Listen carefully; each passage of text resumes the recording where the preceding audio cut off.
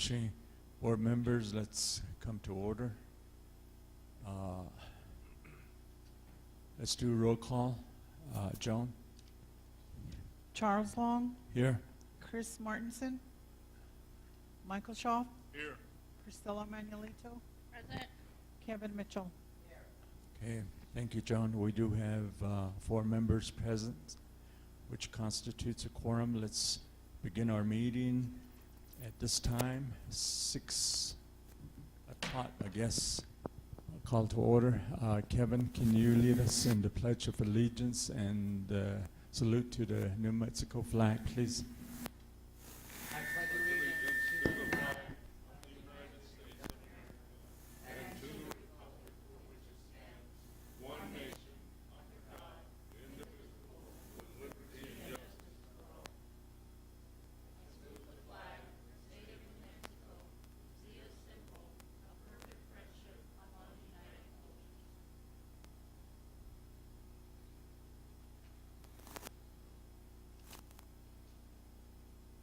Thank you, board members.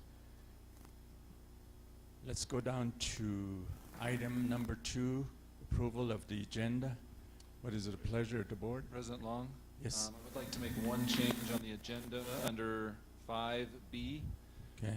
Excuse me, sir, can we please have a motion and a second first? And then go into discussion? Agushi. I motion to approve the agenda. Agushi. Motion's been made by Priscilla Manlito to approve the agenda. Is there a second? Second. Okay. Agenda's been second. Discussion. Mike? President Long, members of the board, I'd like to move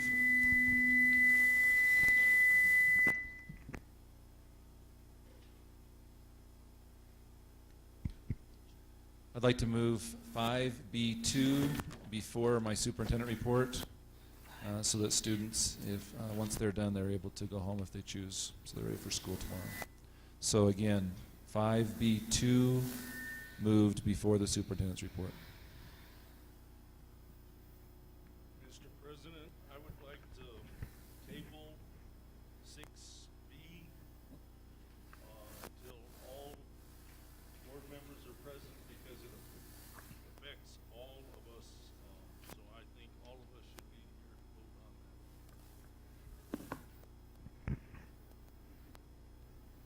Okay. The request's been made to table under new business. Item B, motioning parties. Excuse me, Mr. President? Yes. For the table on that, for 6B, since it's being tabled, I would like to ask for information as far as reasoning and any information that we could have prior to our board meeting. Okay. So you agree with the tabling motion? Yes. Agushi. Priscilla?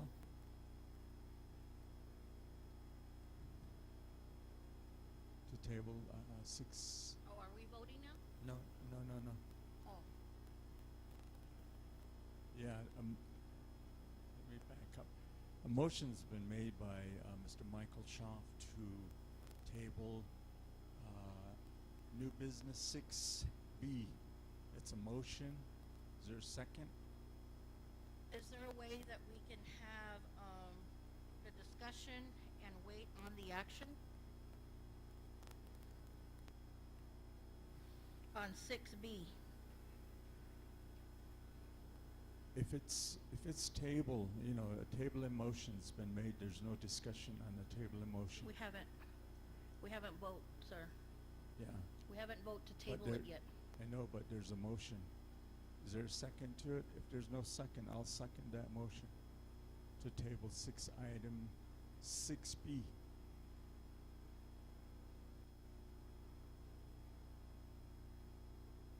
Joan, can you explain, okay, there's a motion on the table to approve the agenda.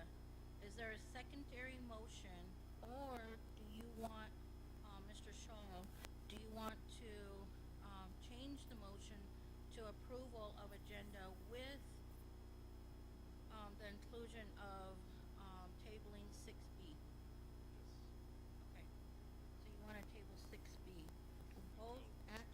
and discussion?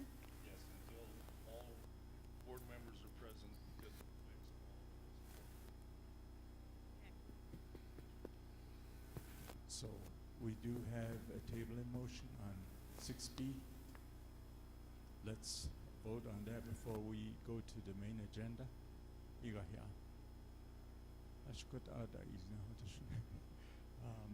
Roll call, John, to table 6B.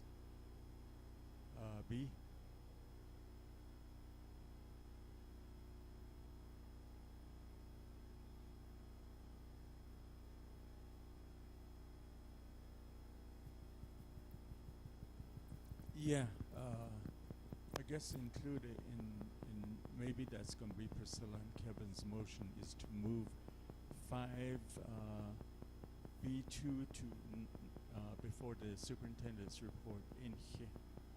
That's the motion that you hold, okay? Right?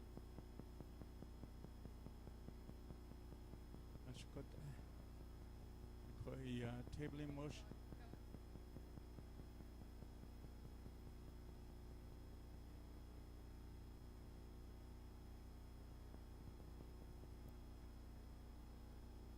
Members of the board, I believe we've had two motions. Both have been seconded. So we'll take them each one at a time, and then we'll continue on. So the first motion, I believe, is 5B2 to be moved before the superintendent's report. This is the main motion, and there was another motion to table 6B, and there was a second on that also. Mr. Mitchell. 5B2. For 5B2, yes. Ms. Manuelito. Yes. Mr. Shaw. Mr. Long. Yes. 6B. No. Mr. Mitchell. No. Ms. Manuelito.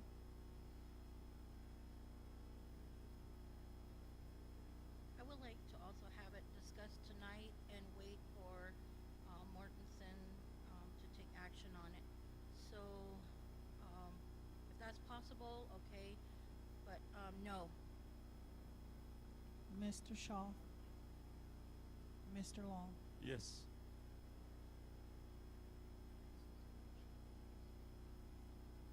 Okay. So motion fails. On 6B, okay? Now the main agenda, right? Approval of agenda. Yeah, approval of Mr. agenda. Mitchell. Yes. Ms. Manuelito. Yes. Mr. Shaw. Mr. Long. Yes. Okay, thank you, board members. We approve our agenda for this evening's meeting. Let's go to under agenda recognition. Point of order, sir. Could you please tell me who motioned the approval of the agenda? I know we voted, but okay, thank you. Okay, let's go down to 2A recognition. President Long, members of the board, we're excited tonight to recognize the great team this last fall, Navajo Pine Warriors Cross Country, and so we are ready to present them with some awards this evening. We appreciate them coming tonight, along with their families, parents, and supports in their life to be recognized tonight. I'm going to let our athletic director, Mr. Chavez, say a few words, and then he'll explain how he would like you to come up, but at the end we for sure want to make sure we have the coaches and the players, athletes here in the front so we can take a picture. So board members, I know we're going to have you in the front, so if you wouldn't mind coming down as Mr. Chavez explains how we're going to go about this. Good afternoon, President Long, members of the board. It is again my distinct honor to be able to recognize some of our outstanding student athletes that we have here at Gallup McKinley County Schools. Athletes, what we'll do is when we call your name, if you'll come up, shake the superintendent, the president, and all the board members' hands, and then stick around afterwards. We want to get a snapshot of the team. What we're going to be recognizing is the 2018 1A, 2A boys state champion cross-country team. Very proud. It's always a great honor to be able to recognize student athletes who not only achieve well in the classroom, but prove to be the best of the best in the entire state. So as we call you up, please come up, and we want to make sure that we give you this token of our gratitude, appreciation, and respect.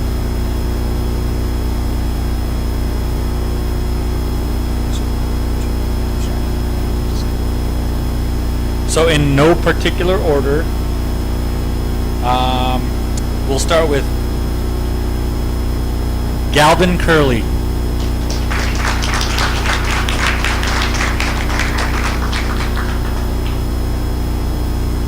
Michael Marshall.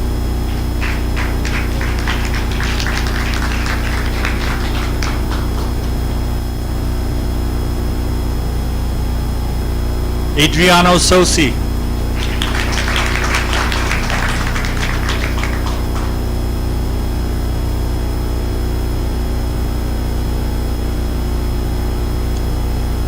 Carlisle Francisco.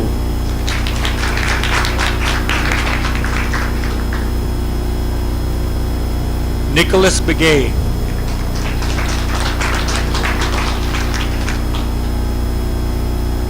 Dominique Clichy.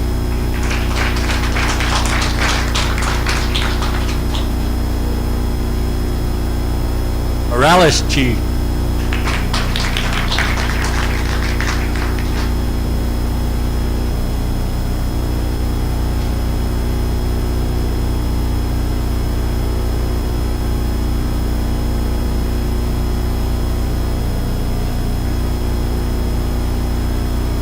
Dylan Quito.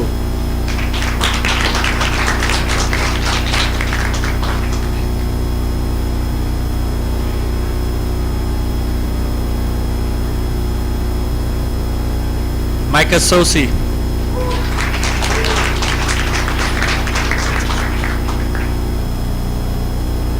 And last but definitely not least, the coaching staff. Assistant Sean Manuelito, Athletic Director.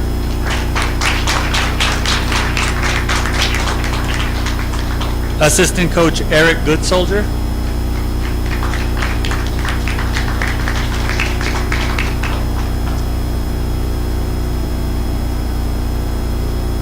And Head Coach Kylie Thompson.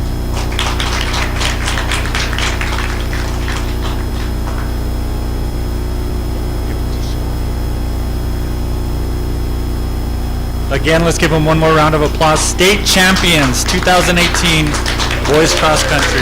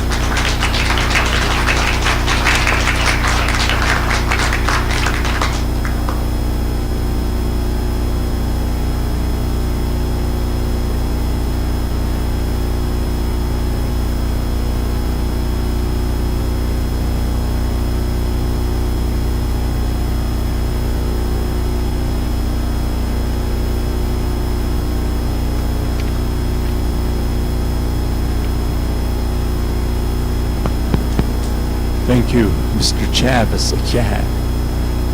And all our students, athletes. Yeah, we're doing a great job. Board members, let's go down to Number 3, approval of meeting minutes. What is the pleasure of the board?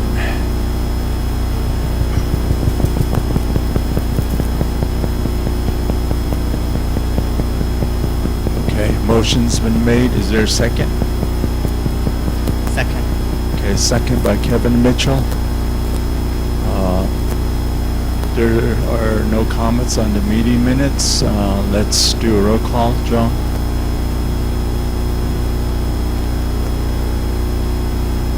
Yes.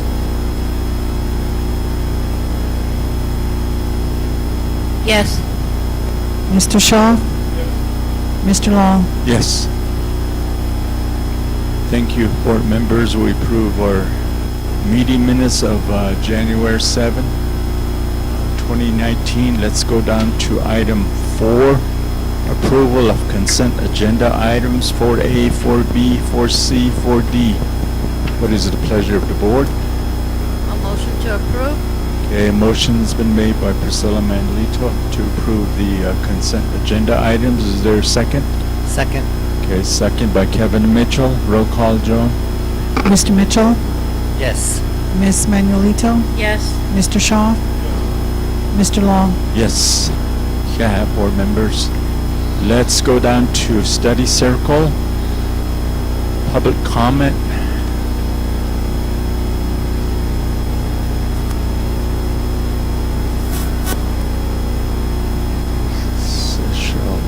Andrea Thomas.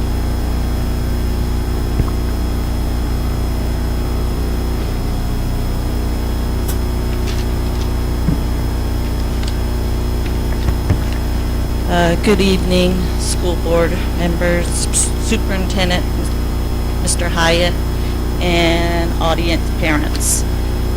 I just have a few concerns that I wanted to ask the school board. And one of the first ones is about the athletes not being able to eat with the team after a game. And as far as I would like clarification.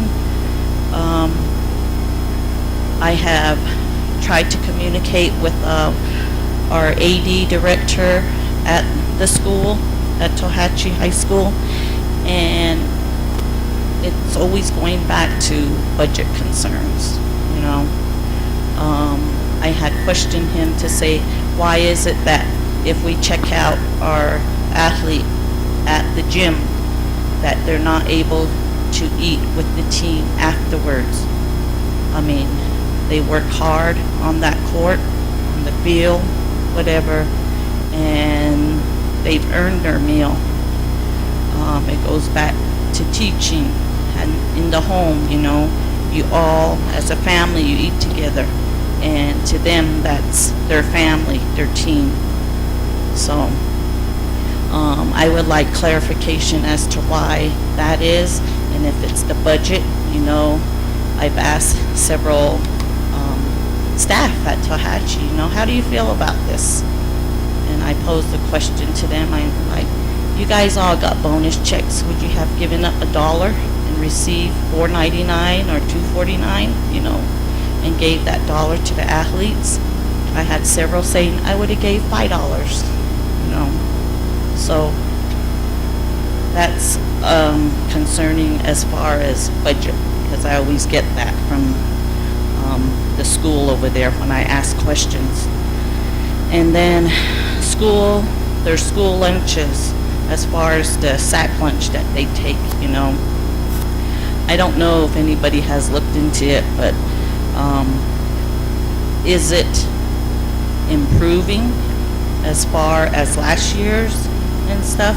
Or is it, again, to me, it continues to be the same thing? Because I know my daughter will just take one look at it and she'll just give it away.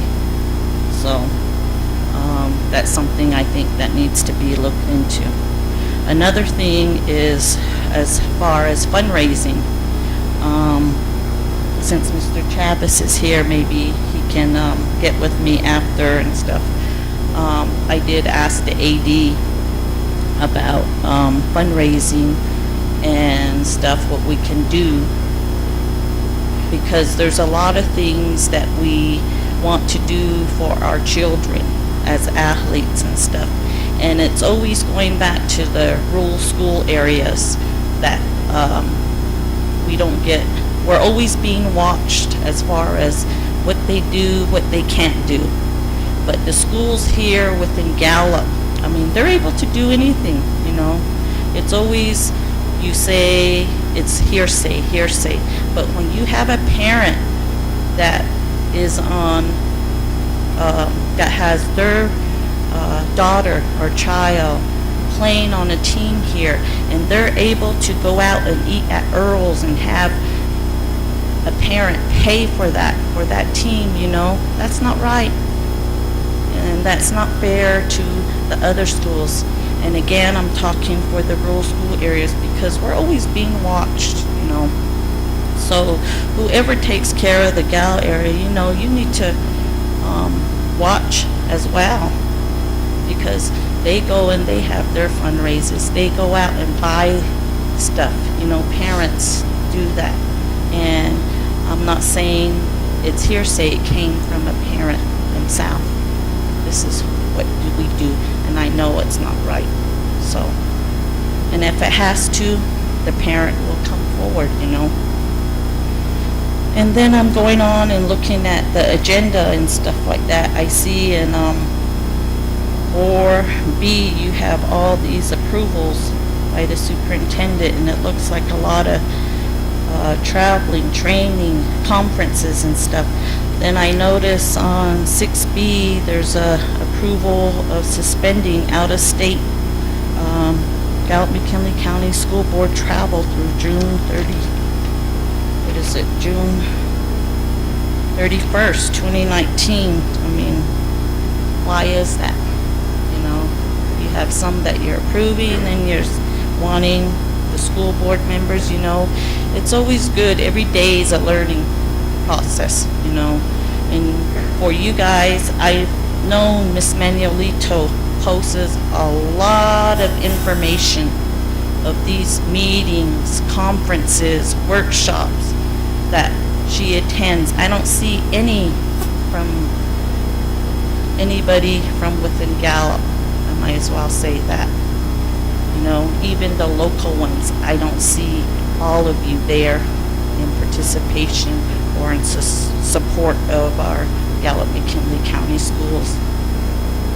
Like I said, there's a lot of information out there, so I would like to hear of why the decision of that is being made too, when some are being approved, but yet the other ones, the board is being left out. And that's it. Thank you. Thank you. Anthony Begay.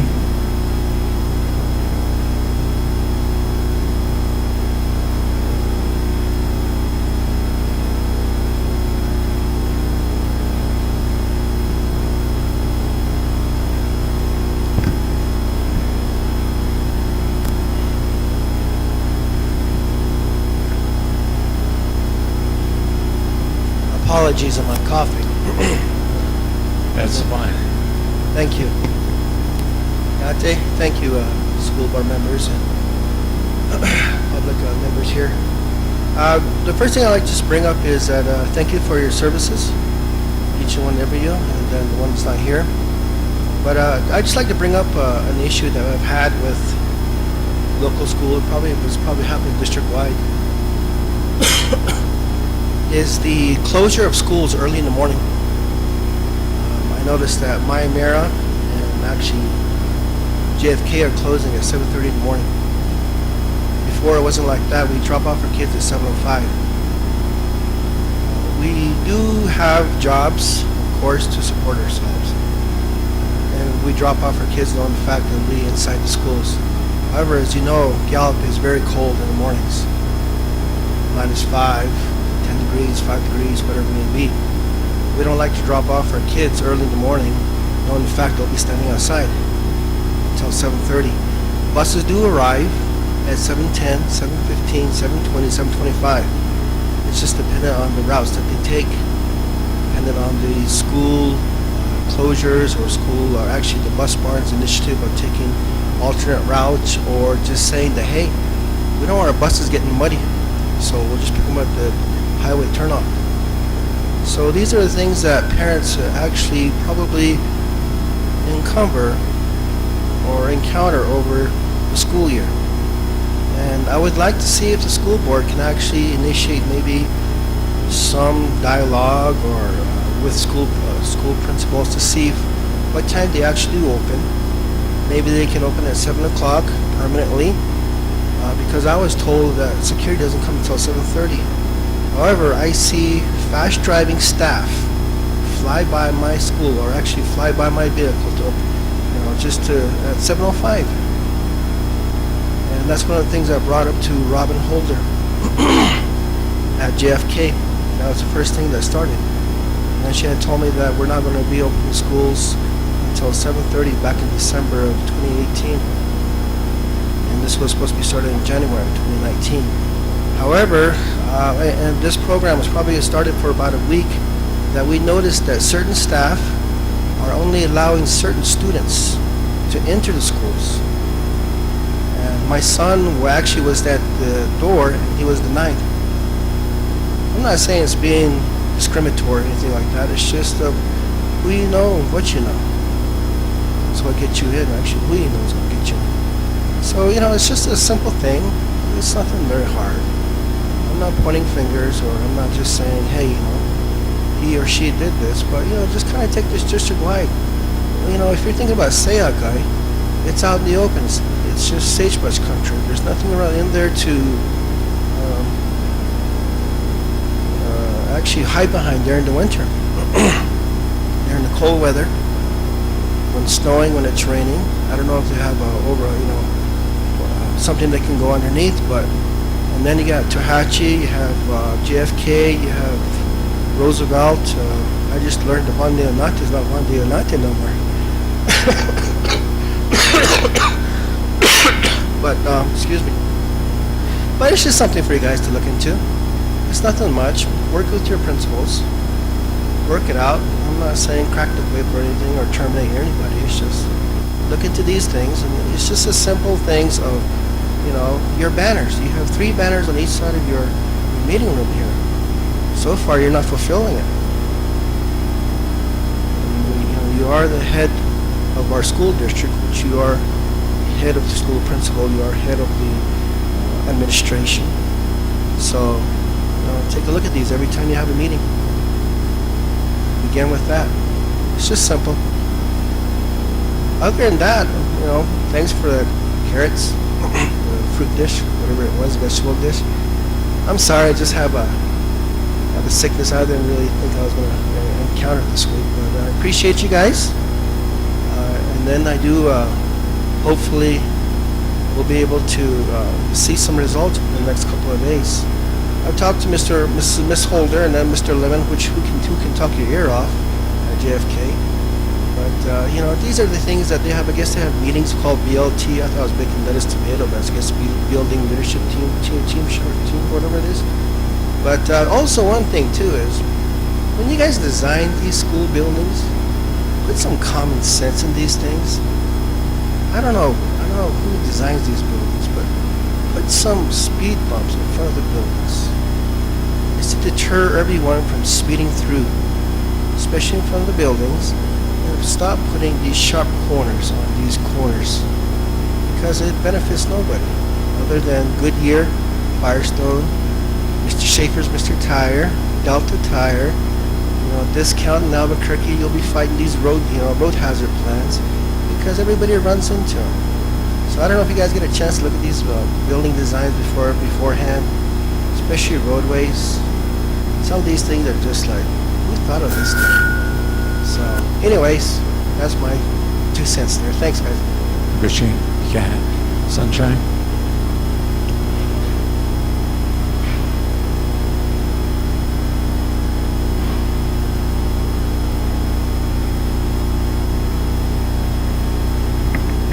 Good evening, board members, superintendent Yate. My name is Sanlatza Jim Martin, and my nickname is Sunshine. I'm here this evening as a parent. Again, I'm sharing my public comments this evening as a parent. I wanted to first start off by thanking our superintendent and those individuals responsible for addressing my concern from my last public comment. When I did speak, I talked about how we did not have a bus coming to our home any longer, and that was a result of a former decision made by a former superintendent. Well, I'm happy to share with you that right after that public comment, action was taken, and I'm not sure where along the chain of command that this happened, but after 5 years of not having a bus, we finally got one, and that made our community so happy. 5 years. My daughter is in the 4th grade. She never got on a bus from our home. That was her first time, and she loved it. She loved walking to the bus. She loved getting off the bus. It was a new experience for her. And that's something that I grew up doing, being a graduate from Gallup McKinley County Schools. So thank you, as a parent from the Navajo community in our rural county area. These kinds of actions mean so much, not only to us parents who've been driving our children to the bridges to get them to the buses, but to our elders who have memories of buses coming to our rural communities from years and years ago, to our parents who had no choice but to send their children to other schools. They had to transfer their students to other school districts and to the places where they traveled to work because there was no bus coming. And now we're hoping these parents will bring their children home and bring their children back to our home school communities. And so I wanted to express my appreciation for this, and I hope it does not change. I have 2 things I wanted to share with you this evening. One big concern I have as a parent of this school district is realizing last year and the year before that the Gallup McKinley County Schools, the governing board, the superintendent, and many of the executives here at the central office do participate in what is called the Gallup McKinley County Day during the state legislature. I think it's great that we do have that kind of representation and you're up there advocating for our school district. However, I have a big concern in terms of how our money is being used, the money that belongs to the school district. Last year, I saw Gallup McKinley County School District being one of the sponsors for Gallup McKinley Day. And what concerned me is none of us parents knew. None of us community members knew. We were never told what kind of financial sponsorship was being provided towards that event. When I got there, I saw presentations and artwork and displays about Gallup McKinley County School District. And I saw, I think, one school of students from a Gallup City School there. But in terms of actually representing Gallup McKinley County schools, all of our schools, I did not see that representation. And it broke my heart because we're more than that.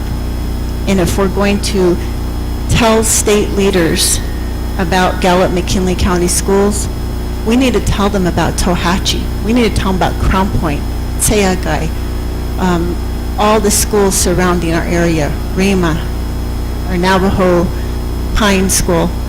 All those schools should be represented if you're using funds from this school district. And so I think that's appropriate, and I think it will make those of us who do go appreciate the fact that all of our schools are being represented at such a level. it's also about accountability, because we know majority of our funds for the school district are coming from all the schools, not just the city schools. Lastly, I want to share that I do appreciate Ms. Manuelito and our superintendent for attending a public forum at NTU regarding the Martinez and Yazzie case. I really, really think our parents and our communities in the schools need to learn more about the Yazzie and Martinez case and how it relates to the upcoming plans, how we can give our input and our feedback as parents related to that. Because I think not many parents know about it. As much awareness that's being promoted, it's not getting to all of our schools in Gallup McKinley County. And our parents can share valuable suggestions and recommendations to those plans. I know there is a group, a task force, that is developing action plans. We want to make sure that parents are getting their voice in that. From nutrition that was brought up, how our athletes are being treated, to how our students are being dropped off at the schools in the morning. All these unique situations that we face in Gallup McKinley County schools needs to be a part of that action planning. It'll help all of us. It'll help you do your jobs, and it'll help make sure that the voices of the parents in our school district are represented. So please help us make that connection. Thank you. Koshi, I want to thank all those the three individuals that expressed their concerns. Our superintendent will look into all your concerns and give you feedback.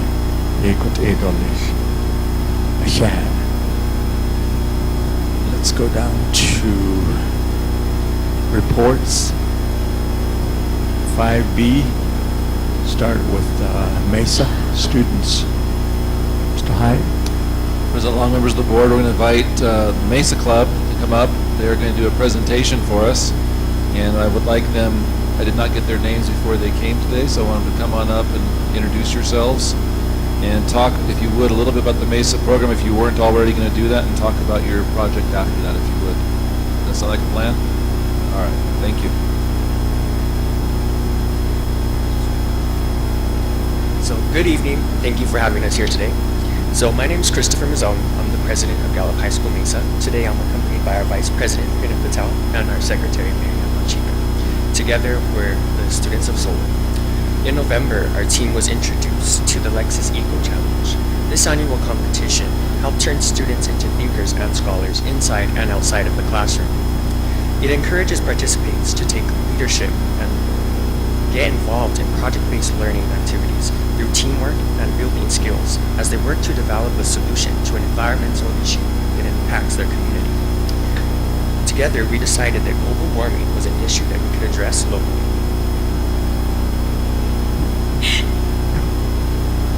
After extensive research, we discovered that in American society, the generation of electricity is done by burning mass amounts of fossil fuels, such as coal, petroleum, and natural gas.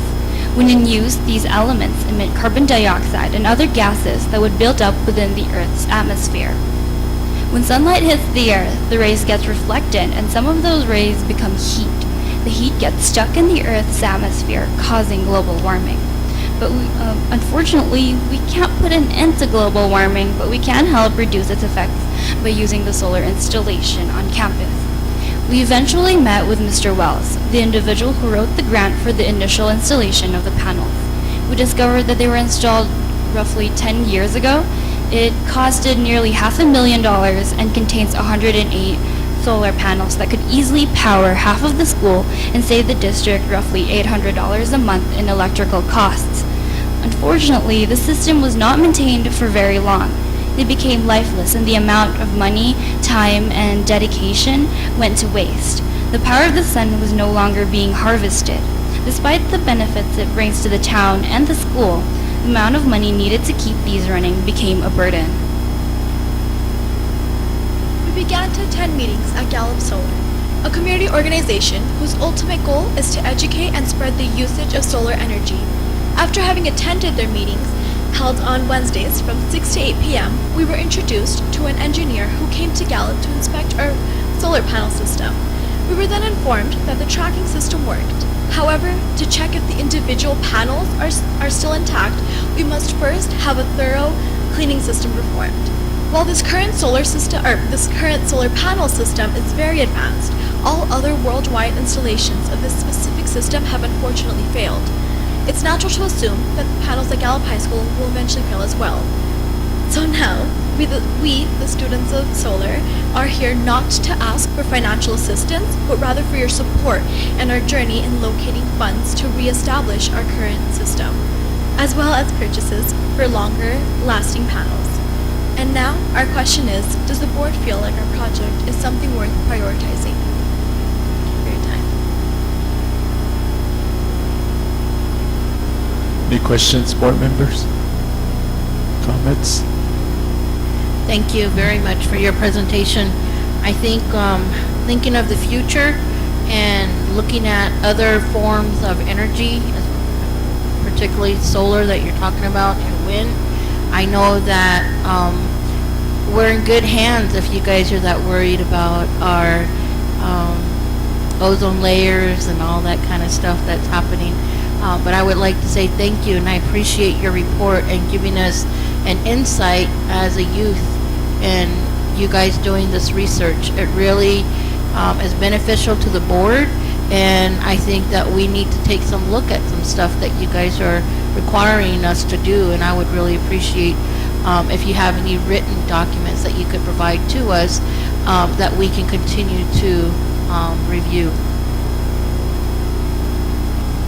Any other comments? We have a copy of our presentation that we made for the actual challenge.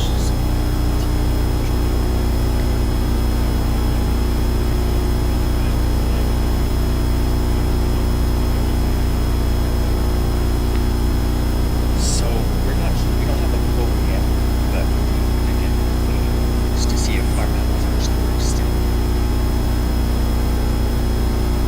Superintendent Hyatt, is this the same panels that were in discussion a few years ago that would be, sooner or later, we wouldn't have to pay that much for it? It would be self-sufficient, and I know there was a presentation done a couple of years ago on this topic of are these the panels over there by Gallup High School? President Long, members of the board, Mrs. Manuelito, during that presentation, that was for a new installation of solar panels in different schools. It did not include the repairing of the system or the cleaning or whatever it might take at Gallup High School. I will look into Gallup High School solar panels. I have heard that they do not work, but I'm not going to bet money on that. So I'll take these students' words that they have looked into it better than I have, and have found out that it needs to be cleaned first, and then we'll find out if it works or not, correct? I have a question. So you talked about, I think your question was, I didn't write it down verbatim, but you said that you wanted to ask that we would work with you to find funding. Is that correct? Or did I hear you? Actually, so we're all seniors this year, so we've had kind of experience with like getting purchases or getting grants for so we kind of like to see if our project would be done by the time we graduate. And we understand that this is a rather lengthy process, so we were hoping that the board could just expedite our future requests in completing this process. My next question, or my next request, I'm going to request something back. That you find some students before you graduate that you can mentor to help educate them on this process so they can carry on the work that you're doing. Since I'm assuming you guys are going to be gone here in a few months, and we won't be able to count on you as much for student advocacy, that we could look to some other students also. Unfortunately, we don't have very many students that are willing to take the initiative, but we have spent class time and educated the students at Gallup High School. So they do know about it, but we're not sure how we have the initiative yet, but we will work on that. Great, thank you. Okay. No more questions there. None? Christian, thank you. Thank you very Of much. course, for your presentation. Yeah, that was good. And let's go down to 5B2, Superintendent's Report. Mike? President Long, members of the board, I have a few items I want to talk about this evening regarding what's happened lately. I'm going to touch on these lightly. A lot of these items could be discussed in great detail, and if you want further discussion or further presentation on these items, I'd be welcome to do that. I know that we've talked a lot about this legislative session. It even came up tonight regarding the Yazzie Martinez lawsuit that we were a plaintiff in, and how those two mesh during this legislative session. I want to give you a little bit of an update on some of the priorities that we have going into this session. The remedies for the lawsuit are extensive, and in working with our legal team and other advocates and other school districts and other plaintiffs, there are several different people taking on different chunks in the legislative process to advocate for, to testify for, and to fight for our students. This particular lawsuit, as far as the plaintiff is concerned, it's about a $1.2 billion remedy. The state currently looks like they're trying to allocate approximately $500,000 or $500 million to the lawsuit remedy. So a little less than half. Understanding that they have to look over the resources of the state and the finances of the state, we will continue to advocate for those things that will fix the lawsuit and what the judge ruled on to make sure our students have equitable, which is fair funding, along with sufficient funding. One of the things that we hear over and over this last week, I was in Santa Fe for several days, along with Giovanna and some board members and some others. We heard that rising tides raise all ships. Rising tides don't raise all ships if some of those ships are sinking or at the bottom of the ocean. And so, first of all, you need to make sure that you raise everybody up to a level playing field and then provide sufficient funding then to let that tide raise everybody up. And right now what we're seeing is some attempts to raise everybody a certain amount, and some more than others, but still not reaching an equitable or level playing field. There are some moves, some positive directions. Some of the areas that we're really focused on is supporting more at-risk dollars coming to the district. Gallup McKinley County Schools will receive an extensive amount of money in that area, which will be very helpful for our students in our school district. We have about a 30% at-risk population in our schools. And so these dollars would benefit us in a lot of ways to help at-risk students. The problem that we're seeing is that they're saying with your at-risk dollars that you're going to receive, you should fix other things or patch other holes that have nothing to do with at-risk students. And so we had some debate on that this past week. It looks like the state of Mexico initially was trying to take some money away from districts in order to fund other things, and then telling us to use those at-risk dollars to fill in that hole. It looks as though I'm hearing that there may be some remedies to fix that so that we are not having to patch holes and the state's not taking funding from us that we currently receive, and that will hopefully that'll be remedied so that when we have at-risk dollars, we can use those for at-risk students and not have to use those in other areas that have nothing to do with at-risk needs. We're very focused on fighting for bilingual funds. We currently are asking for double the amount that we receive currently. Currently we receive about $800,000. We'd like to see that number up to about $1.6 million so that we can truly fund language revitalization and other bilingual needs in our school district. We currently use other funds to take care of those needs, and that's not the way it's supposed to be. We shouldn't be taking scraps from different funds to try to take care of laws in New Mexico that are mandated that we service our students for bilingual education and also for heritage language and language revitalization. Another thing that we are fighting for currently, I want to talk a little bit more about before I hit a few other topics, is impact aid. I'm not going to go into a lot of details. This is a complex subject, but I'll speak briefly about this in that the school district currently receives for the general impact aid pot about $29 million. Of that $29 million, the state takes credit for, meaning they take away $20 million of our dollars and give it to the rest of the state of New Mexico. In this pot of funds for the whole entire state, it's approximately $65 million. That's coming in from the entire state. 20 million of that 65 million is coming from Gallup McKinley County Schools. That's about 30-ish% of the state funds being generated from our students living on federal lands going to the rest of the state, and their contribution is less. Central Consolidated contributes about 14 million. Grants a couple million. Zuni 4 or 5 million. Just between those 4 districts, that's 40 million of the 65 million.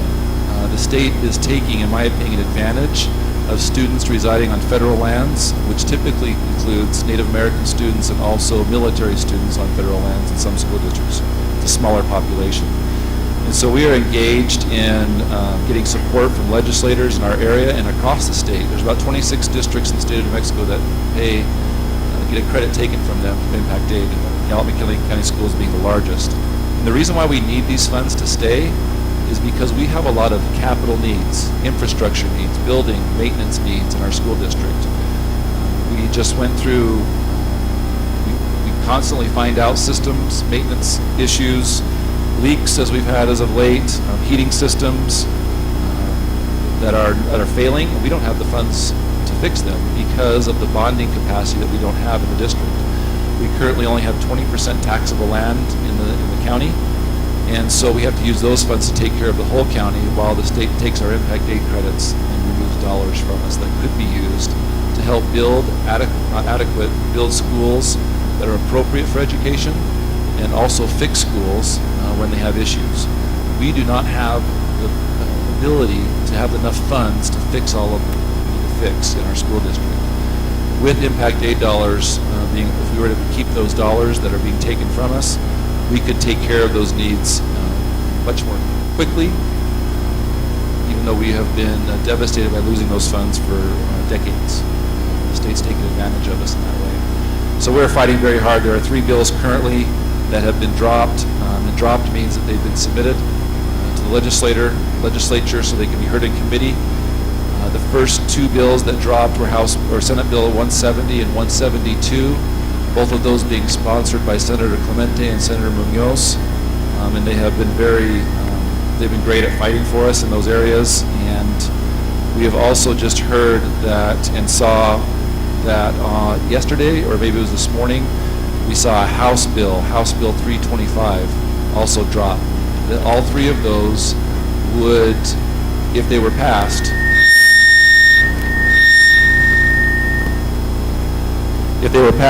we would receive all those impact aid dollars. It would remove the credit from us, and those dollars would come to our school district for our students.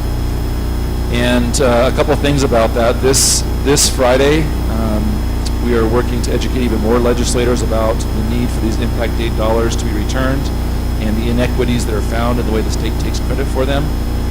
Over and over, we hear the state say it's fair, it's fair, it's fair. But as we have dug down into and learned about this particular subject, and other districts have done the same, it's clearly found that it's not fair. Los Alamos, for example, which is the most wealthy per capita area in the state of New Mexico City, also in the country. They've regularly been ranked in the top 20 of the most wealthy communities. They also receive like dollars to impact aid from the federal government. They have no credit taken from them. They receive $8 million, they keep $8 million. So when you go around the state of New Mexico, you can look at school districts like that, and we think they should keep it, just like we should keep ours.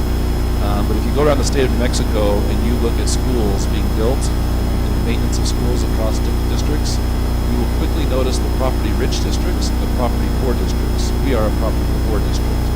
And our school buildings do not get built to educational specs or to the level of a property-rich district such as Albuquerque or Rio Rancho or Hobbs or Las Cruces or Santa Fe. They have a lot higher bonding capacity. And so that is the reason why we're fighting for these funds. We appreciate those legislators who are sponsoring bills. On House Bill 325, all of our local representatives have sponsored or co-sponsored that bill. And so we're excited about that. That means every single legislator in our area, in our county, are supporting impact aid credits being stopped, for them to be stopped being taken by the states, that we have those dollars back to us. And we have several other legislators across the state that are also starting to engage in this effort, and so we appreciate that.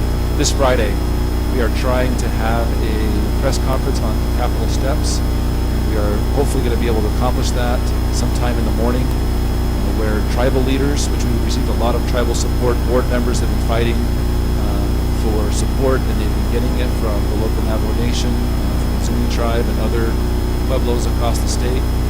And so the Navajo Nation has been passing resolutions, support letters, and others have been doing the same to support this effort. And this will be, from what I have heard and seen, the biggest effort to fight for these dollars back for our school districts in the history of impact aid credits in the state of New Mexico.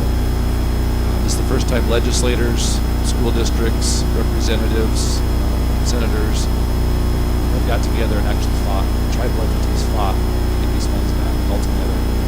So we've met with the governor's office a few times, met with legislators, and we continue to fight for these dollars.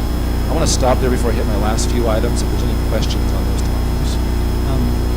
Mr. President, Superintendent Hyatt, I know, I believe it was in Palm Point where they gave a figure of where our students that should be getting the whole of the impact aid money are actually putting in over $4,000 to the state of New Mexico for education compared to the Albuquerque school districts where those students are putting in $44. Is that what was happening? President Long, Mr. Mitchell, so when I referenced the out of the 65 million pot that I'm discussing, 50 million of it comes from impact aid across those 26 districts.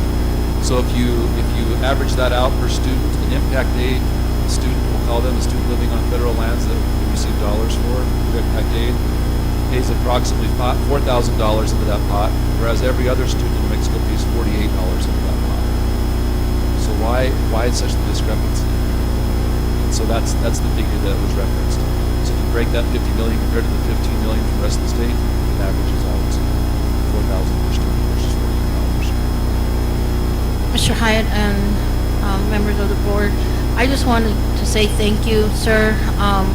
I met you there in Santa Fe, and I know that you had a tough week that week, but you know, you really dedicated your time to fight for this funding for our students and be a voice for us in Santa Fe. You and Giovanna at times, and also your other support staff and leaders, and I really appreciate that.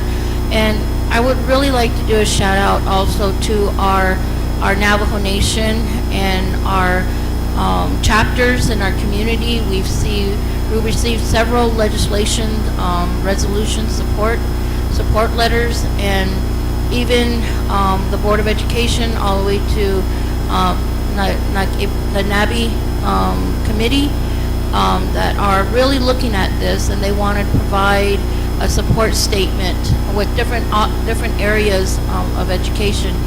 But I'm very confident, and I'm so glad that our nation is also sticking beside our children, because they know the impact of how much our Native Americans living on federal, or like what you said, our impact aid students are contributing to the state of New Mexico. There were several concerns that were brought up when I met. The 24th Navajo Nation Council met with the governor last week, and I was very fortunate to be asked to be at that table during discussion on education issues. And college readiness, remedial courses, just to name a few, technology, transportation, building issues, were some of the forefronts that our council brought up to our governor. And one of the things that I mentioned is that, you know, we do have, yes, the Zuni, the Yazzie Martinez lawsuit, that they're doing some remedies for us, but how much of an impact our impact aid would make if we could keep those fundings and the resources that we could use to their concerns that the council did express to the governor. I'm thankful that we do have our superintendent there in the forefront, and at times a couple of the board members. But I'm just so thankful again that we do have a fighting team that is trying to fight for every penny for our children, and with the support of our nations and pretty soon of pueblos that that are around us. We're very thankful. So I just wanted to express that, and Just say thank you to our administration for assisting our students in their behalf. Okay, anybody else? Questions, comments?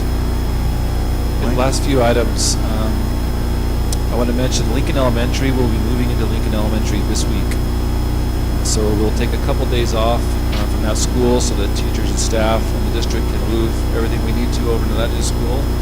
And then starting next week, I believe after parent-teacher conference on Tuesday, school will resume where students will attend a new beautiful school. If you have a chance, once the open house is announced, we want you to come in and be a part of that.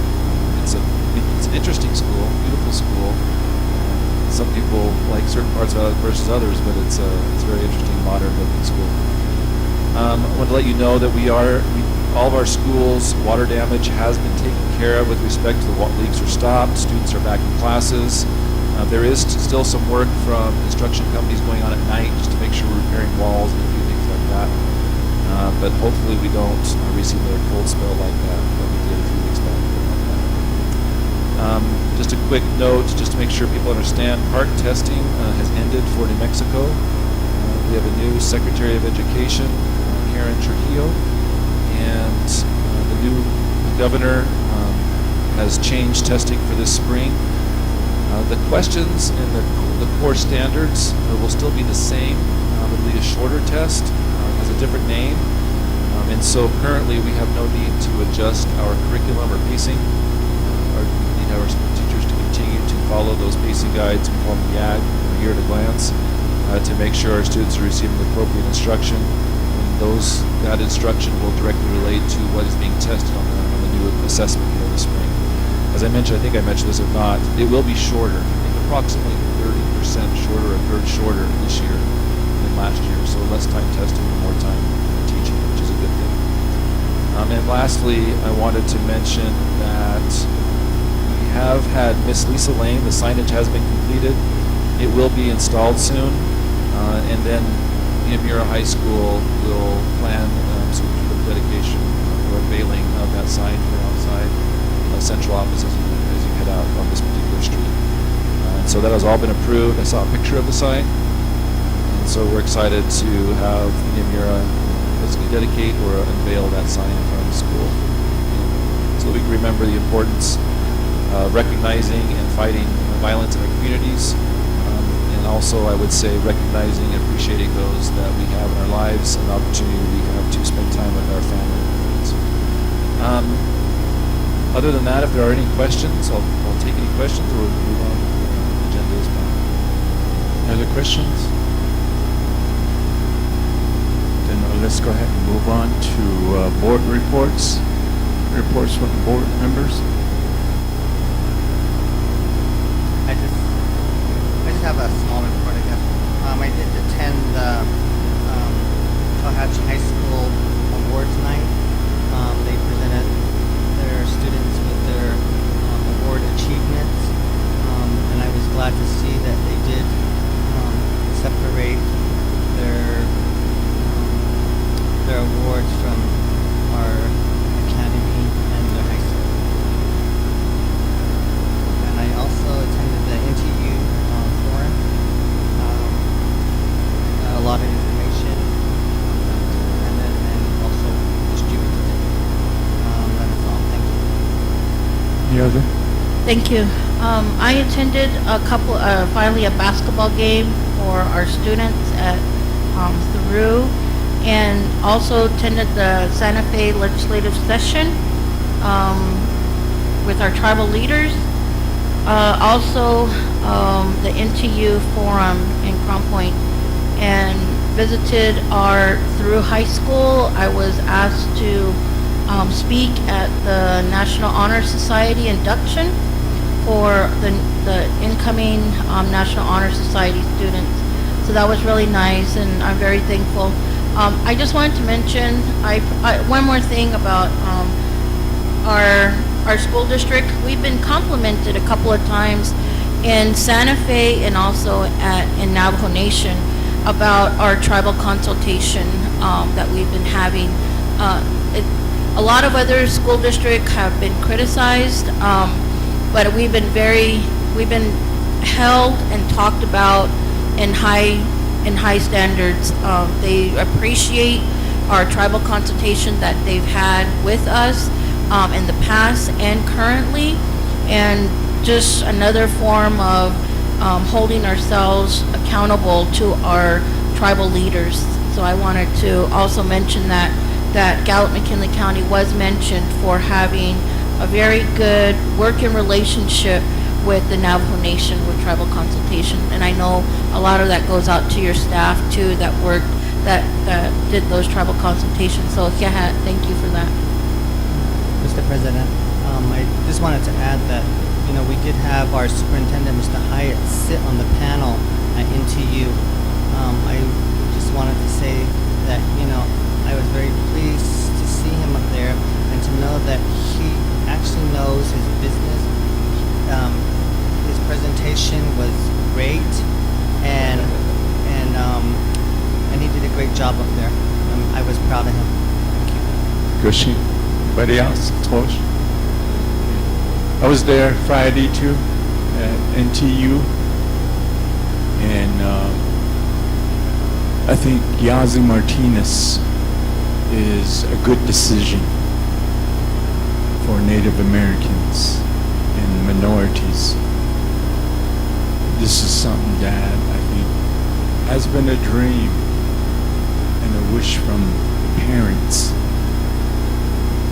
for our kids as Native Americans to get equal treatment, to make sure that whatever programs that other school districts that in Albuquerque have, that we want the same thing here in our school district.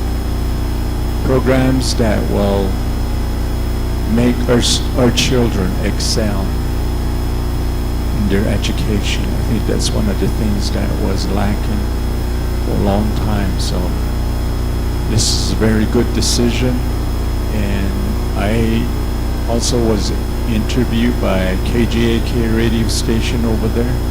I spoke about this case, and that time I told listening audience, please invite your board members to your chapter meetings and let them explain to you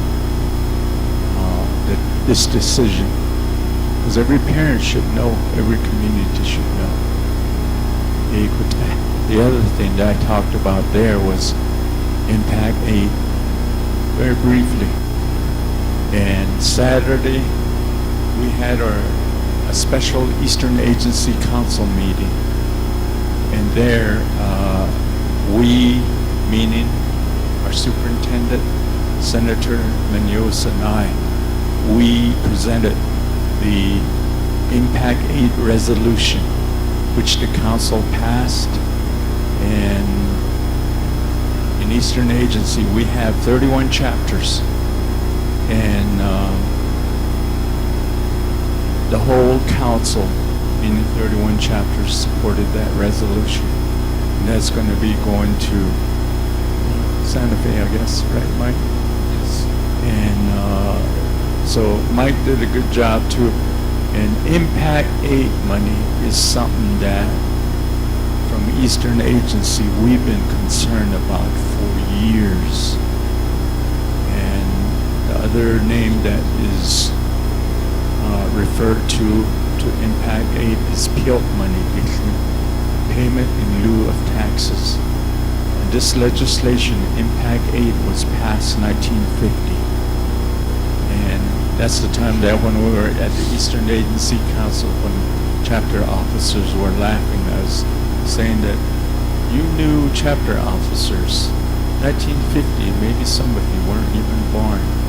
But I said, this goes way back, and this is something that's really going to make an impact for our students too. Because, like Mike said, we've just only been getting 25%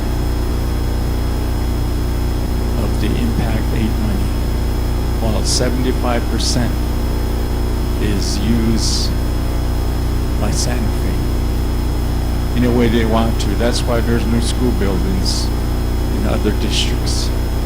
So this is something that's very important, and I think this is something that we really need to push.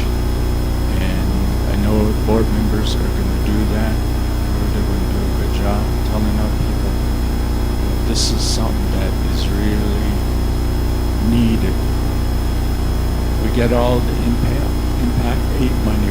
We might have new schools out there, rural areas.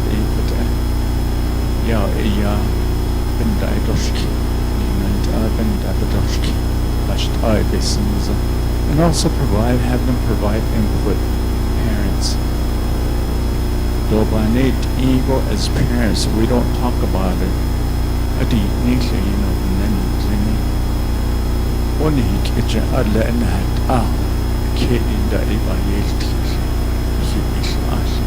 We get involved from the beginning, giving them ideas. I think that we can probably shape a program not only for the Yazzie and Martinez case, but really look at impact aid. What can we do with those monies? It's very important that parents, communities, and all that work with our superintendent. So that's what I attended. So Eastern Agency Council meeting was a good meeting, right, Mike? So that's my report on that. Mr. President, I just have one more thing to say. I don't know if we've ever even got a thank you for impact aid. I know that it's Gallup McKinley County School District that has to actually apply for this money.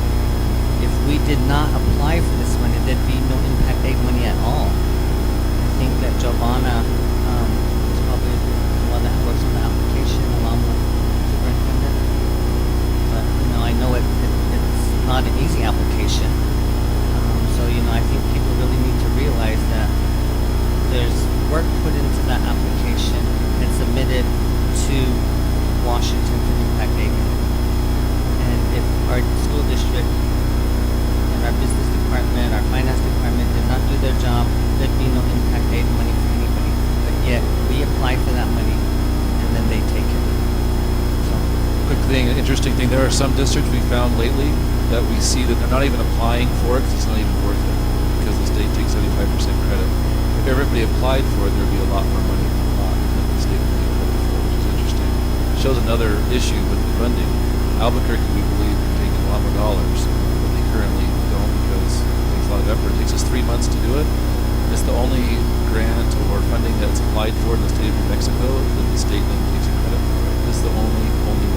So again, you're right, if we didn't apply for it, the state would lose $3 million. I think there's a couple of things that were mentioned also that we need to be aware of is there's a lot of other tribes that are looking at us, and I think we're making some historic changes for other tribal entities in the nation, and that was one reason our attorney came to us and wanted us to really make that impact at a national level with the National School Board Association,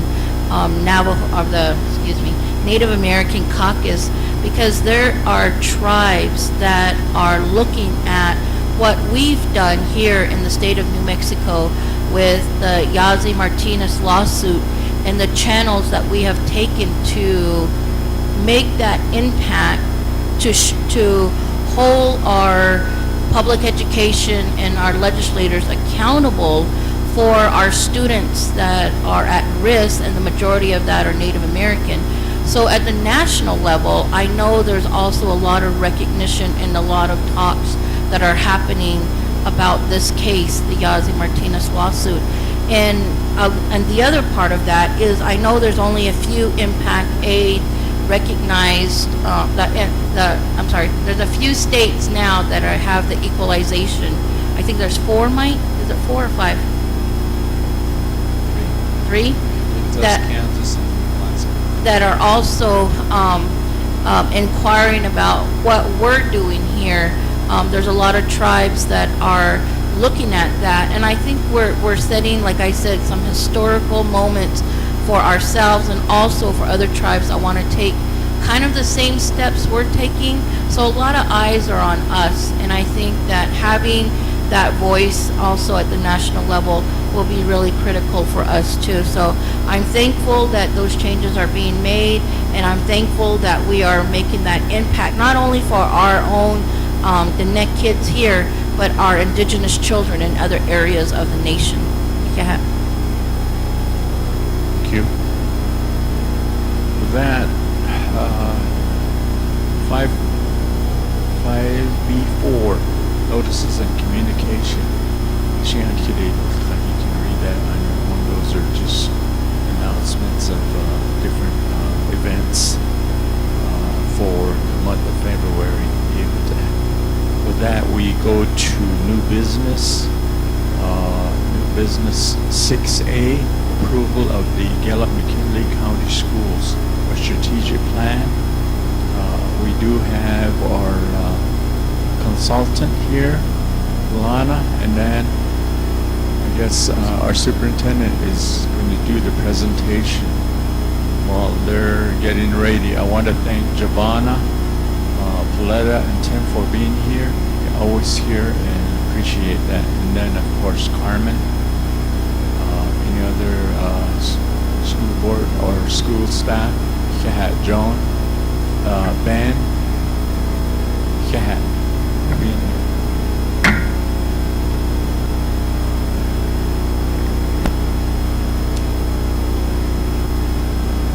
President Long, members of the board, community, we're excited to reveal a lot of work that's been done with regards to our strategic planning.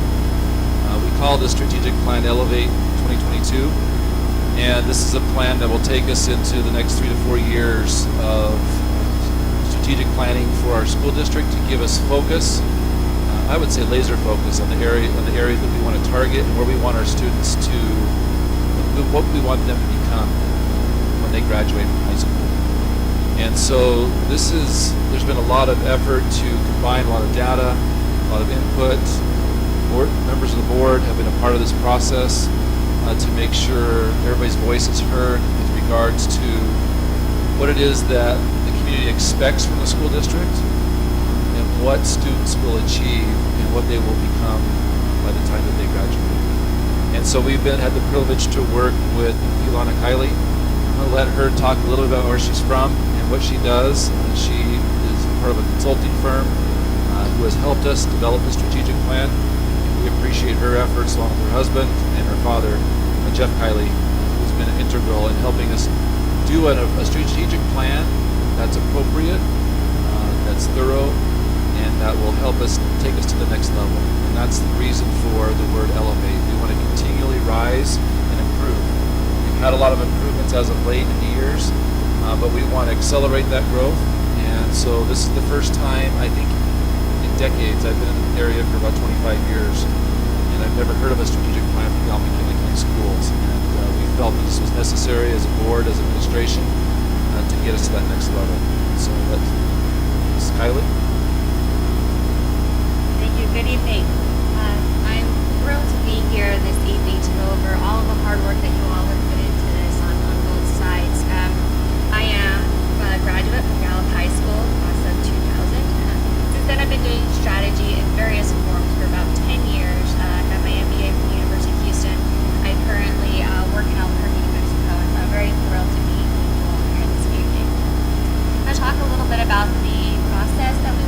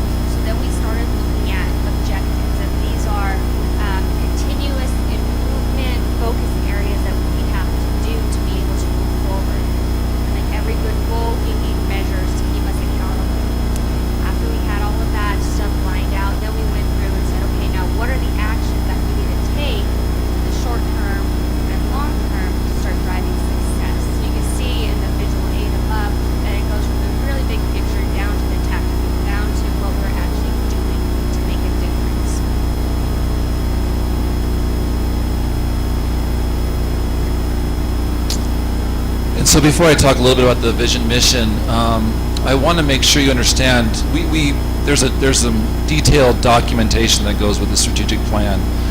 And we will, once approved, we will develop more student, parent, and community-friendly and staff-friendly documentation so that it's usable and understandable for everybody. And so, and we'll also post the strategic plan, the detailed version, on our website so the community who wants to dive into it more can read in some of the details. And you're going to hear this over and over. This is not all-encompassing. So it's not going to, I mean, it encompasses everything that we want to accomplish, but there's lots of things that we do, you're going to hear this again, that we already do. And so it's not specifically spelled out in the plan. So I just want to make sure that's understandable before we move forward. But as Mrs. Kiley mentioned, that we started with a vision mission. Obviously, every entity that does strategic planning begins with where they want to end up, and so our vision is it explains itself very clearly. We understand the area and the communities that we live in, and the importance of making sure that we're trying to achieve excellence, understanding that we are also wanting our students to be productive citizens, and when they leave here, to be self-reliant. And so that's the vision and the feeling behind that vision and why it was selected by the board. With respect to the mission, we start getting a little more detail. And we want to make sure our students are prepared to make sure they're being successful when they leave high school. And you're going to find this as an underlying message in the strategic plan. Sometimes you'll see educational plans that talk about becoming academically prepared, or focused on a test score, or whatever it might be. And those things are important, that we are preparing our students academically. But you're going to see a feeling in this plan as we continue on, and you start feeling it here in the mission. We want to prepare our students so that when they leave high school, what are they prepared to do? And so to get there, we want to make sure that we're building knowledge, promoting those essential skills, making sure that we're providing a healthy, safe environment for those students when they're attending our schools, and making sure that we're not trying to do this alone, because it takes partnerships and stakeholders across the community, parents, students, families, businesses, tribal entities, county, city entities, and others to help us reach our goals with our students to make sure they're prepared for life in the workforce.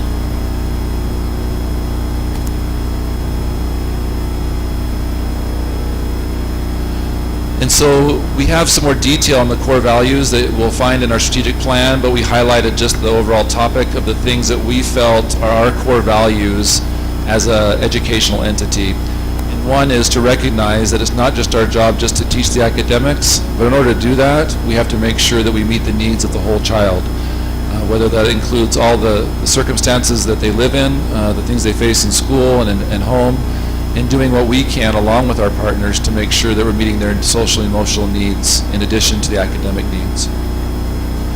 We understand again that we live in a great culturally diverse community, and we value that. And in our core values, we want to make sure that we express that, not only appreciation for living in this area, but understanding that when we have the opportunity, let's use that cultural diversity to help our students grow academically.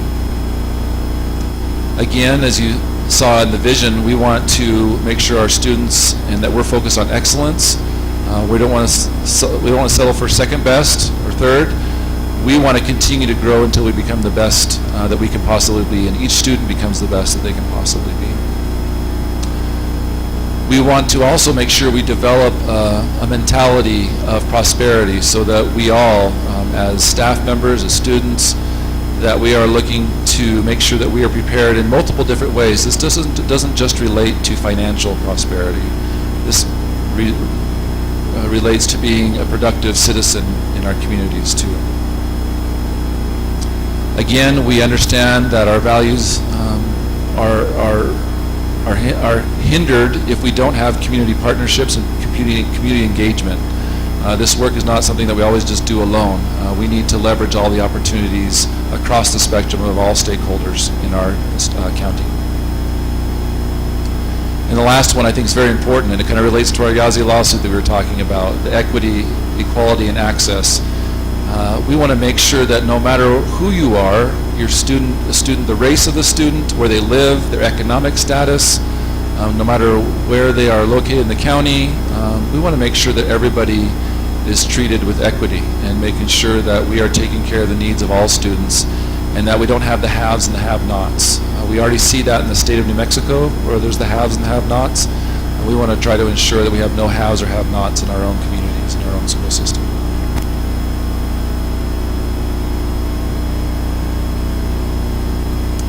And so I'm just going to touch on the heading on these 4 goals that you will see. These are our 4 goals that give us, again, more direction on where we are heading as a school district. So you're going to see things unveil here that really clearly delineate where we're going as a district. Again, we want to make sure that our students are academically performing at the highest level that they possibly can. And so I want to make sure that everybody understands and our staff understands as we unveil this to them. We want to make sure that they understand that academics is a main focus of our school. That's what we do as educators. But it's not the only thing that we do. We need to connect other things to that so that students know what to do with that academic knowledge. And we need to prepare them on how to use that knowledge that they learn in our school system to apply to their lives. And I'm going to touch on one more thing on that one. That last word is very important in Goal 1 before I go on to Goal 2, engagement. We need to do a better job as a school district to make sure every student is engaged in their learning. And that's not putting the ownership on them, all of the ownership on them. It's also making sure that we're providing relevant curriculum so that our students are engaged and using our time wisely in the classroom. And so engagement is a key piece I want to make sure that people focus on. So goal number 2, and this relates to what I was talking about. We want to prepare our students so that when they leave high school, they don't just have a diploma, but they have the skills to continue on their education or continue to their careers, or their career may be right after high school, that they have the skills that they are employable once they leave high school. And so career pathways, we've talked a lot about that this past year, and we have put a lot of effort this year and will continue to do so to provide more opportunities for students to be involved in learning about and pursuing careers, not after high school, but while they're actually in high school. We have a few things happening now, and you're going to see next year as schools begin, you're going to see an increased number of pathways that students are going to have the opportunity to be a part of. And as the years progress, the next 2 to 3 years, you're going to see every student having the opportunity in multiple different programs that they can participate in into pursuing their career goals and gain the skills they need so they can be successful when they receive that diploma in the career or continuing on through schooling or the military to pursue other careers that they're interested in. Goal 3, in order to accomplish this, and we need to focus on making sure we have the best staff and make sure that we're retaining our staff. And you'll see some specific items that we attack this issue. We know that we have turnover, and we know that we need to do a better job at making our staff feel a part of the organization and their commitment level, helping them and supporting them so that we can support their commitment to our students and make sure we have a good workforce, good team. And 4th, again, you've heard this before as I've talked about the importance of relationships and partnerships with the community to make sure that we are giving everything we can as a community and supporting our students' efforts in their academics, because as I mentioned at NTU the other day,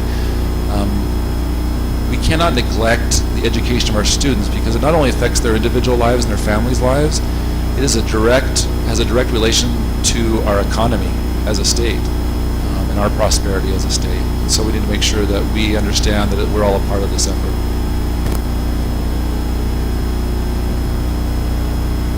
Okay, so now that we have those goals set forth, how do we meet those goals? So we put a framework together using balanced organizational perspective. So what that means is we took a step back and we looked at the organization, we looked at everything through different lenses. One of those lenses was looking at our stakeholders. Stakeholders is anybody that has an interest in what we're doing. You guys remember that exercise where we said, here's what we're doing. Oh, we have a million post-its all over the walls. So identifying who those key members are, who they really need from us. Financial stewardship. So how do we use the funds of which we are entrusted to do? How are we good stewards of them?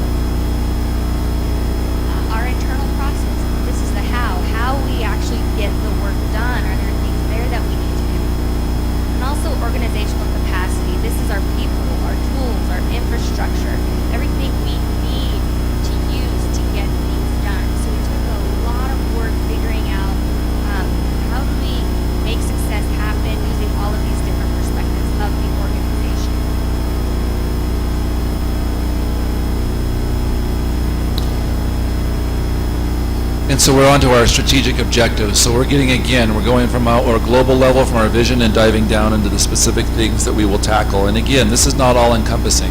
There's several different things, several different outcomes that we'll look for. Here's some overarching.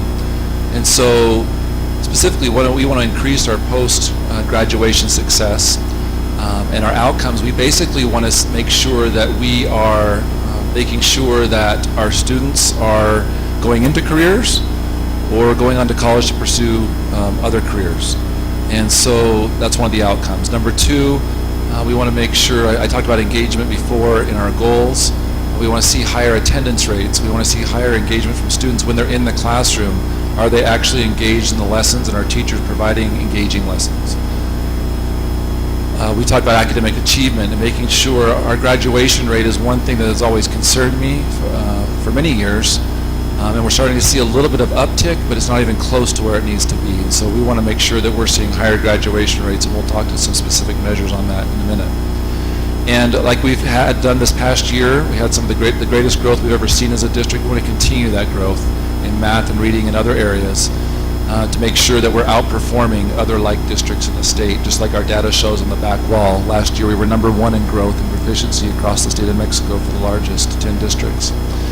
And fifth, we want to make sure that we are, again, making sure that we are engaging the community, engaging families, and we need to do a better job in making sure that our parent-teacher conference and the time we have parents in the school is valuable to everybody, teachers, students, and parents, to make sure that we're all working together and not just giving information, but working together on educating each student at school and at home. 6, we want to make sure that we're utilizing our resources efficiently and effectively.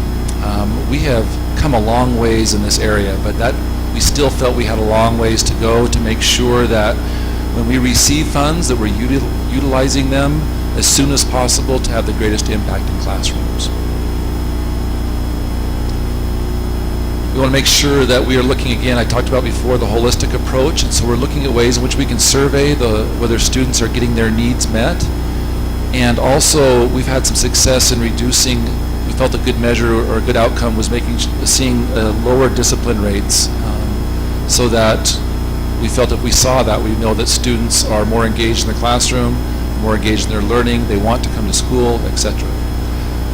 And number 8, we have done a lot of work, but we still have more work to do in aligning our curriculum, making sure that our curriculum is aligned to what state standards are, and they're being met, and so that teachers have direction and that we're providing the best resources and support to our teachers and our students.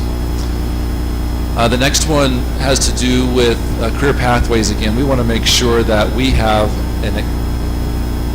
we want to assure all students eventually, we want to make sure there's a significant increase in the number of students participating in a career pathway. Again, making sure that they're learning the skills so that they can enter the workforce and or go on to college to pursue other careers. And that's the second part of that, as far as an outcome, is making sure, I'm sorry, I already addressed that one, making sure that students are leaving with employability skills and making sure that they're actually getting training on how to be a good employee. Not only the skills that pertain to that particular profession, but also how to be a good employee and what jobs are even out there.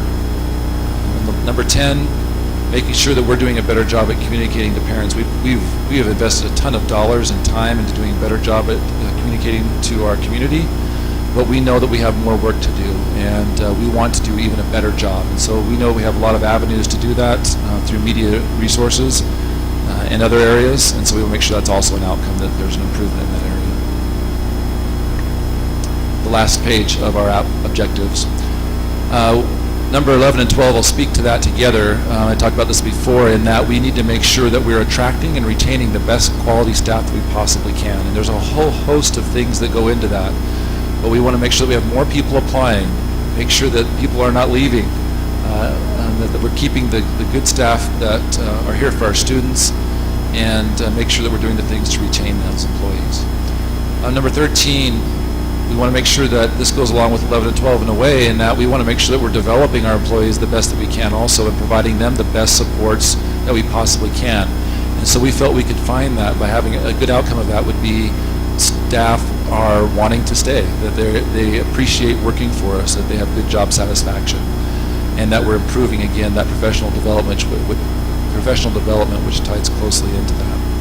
And finally, number 14, we know, we've talked about that tonight with Impact Aid, we want to make sure that we have the best learning environment physically, good school buildings that have all of their systems, their heating and plumbing and all those electrical systems, that they're working appropriately, that when we build a new school, that it's built functional, that it's built safe, and the outcome that we want to see that we think we can help with that is, obviously we're looking for funding and those types of things, but specifically we want to make sure we're responding to the needs of students and teachers in classrooms and staff in schools. If there is a heating issue, we need to be able to respond as quickly as possible to get that fixed, given the funding that we have. A lot of times we end up having to just do little things to keep it going. We can't afford to fix the whole system, but we need to do a better job at responding. And we've done better in this area, but we know that there's a lot of room for improvement. Okay, so the next step we have to look at is how do we know we're making progress, and that is putting measures together. So measures help us do a couple different things. It tells us one thing, yes, are we green, are we red, are we making progress on our objectives? It also holds us accountable for the results that we're trying to achieve. It also allows us to refine the activities that we're doing to say, hey, is this moving the needle or not? So keeping an eye on the measure will help us know if we're really making our path towards success. Measures are hard to develop. They take a lot of time to develop, and the list that we're about to show you is by no means perfect, but it is a wonderful start to be able to show quantitatively how we're going to improve what we're doing. And so here's our scorecard, and this is the part I appreciate. I'm a data guy, like mathematics and science, and so for me, I don't want to just say we're doing well, just because I think we're doing well. I want to say we're doing well because I know we're doing well or doing better. Or if we're not doing better, I want to know what the data is so that we can make changes. Because this whole strategic plan is a living document, meaning there's going to be things we're going to need to change and adapt to. There's going to be areas where we're going to excel in. We may excel what we want to accomplish with our students. And there's going to be areas that we may not reach what we want to. So we're going to have to make adjustments along the way. But here's our initial areas that we felt that we could collect meaningful data to make sure that we could inform the board, inform the community, our students and our staff, whether we're making improvements. And so I'm not going to go through every single one of these, but you'll notice in there, for example, we know that students need to be in school, and so we have to have action plans developed as a district and as a school and as a classroom. How do we get students to school? Help them want to come to school. And so some of these goals, some feel are lofty. We felt that they were doable. We're currently at about 90% attendance rate. With more effort, we believe that within 3 years we can get to a 95% attendance rate. And some people feel that's lofty, but I think we can do it. If we engage the community like we're talking about, and we're making more engaging classrooms, our students will want to be there, and our parents will value that time more classroom for their students.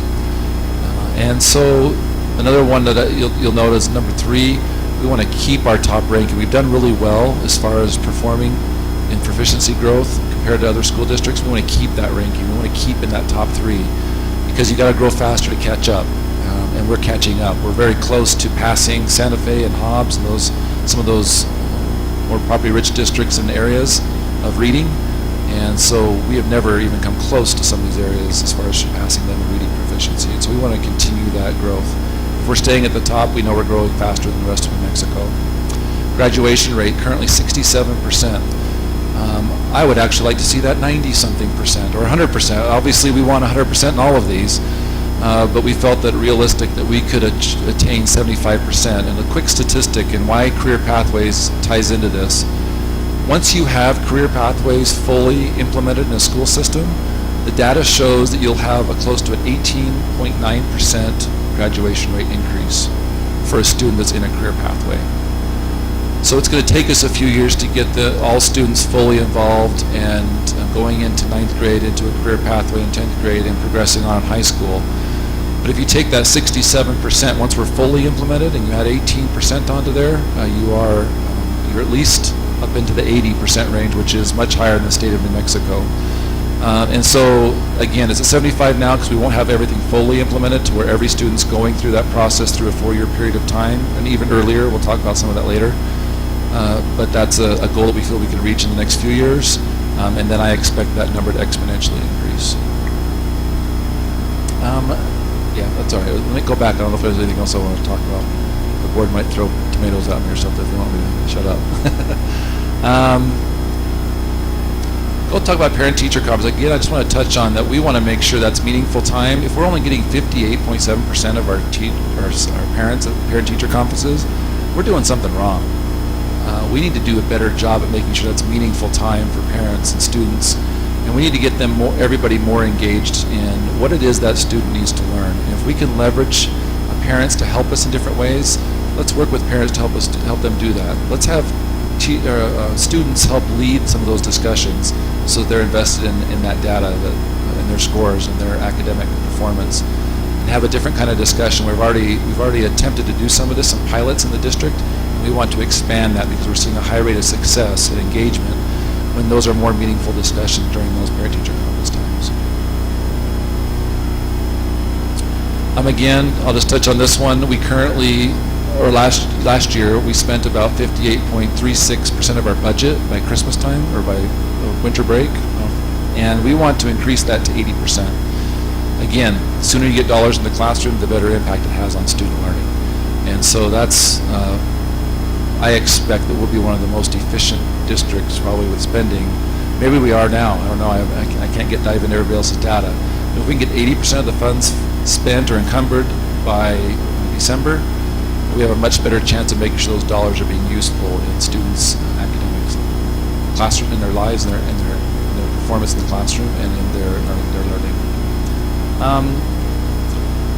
These last few that we'll talk about, I want to touch on. Let me look through here.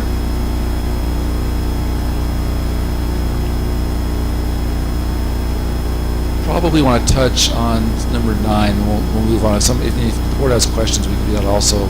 We expect that number of high school students participating in career pathways in the next 3 years, that we'll have 75% of all students participating in career pathways. Understanding that to start a career pathway, we got to start in freshman, sophomore year. It's going to take 3 years of their program to be involved. So we're gonna have some seniors or some things that may not be able to complete the whole program. So that's why we said it's not 100%. We really wanted to have 100%, but we want to be realistic also. And the other thing that I'll be bringing to the board soon, I've talked about this in other board meetings, on Part B of number 9, is we want to require that all students receive soft skills or employability skills while they're in school. Again, those are things that teach them how to be a good employee, what it's like to go to work and be prepared to work, how to work with other people. And there's a whole host of skills that go along with what are called soft skills or employability skills. And in addition to that, we want to make sure that students are also learning about different occupations that are available to them. They're not going to be pigeonholed into one career path. They can move if they want to. And we expect that even those skills they learn in a particular career path will also benefit them if they choose a different career in the future. And I think I really like Part C on that number 9, is we currently last year had 554 dual credit courses completed in our entire school system. We expect that every year, and I think we'll reach this probably quickly, and I wouldn't be surprised if we increase this number. We want to be able to have 1,000 courses completed by students every single year as far as dual credit college work. And so that's, some people think it's lofty. I actually think that we're going to probably go much higher than that. Next. And lastly, a few different areas.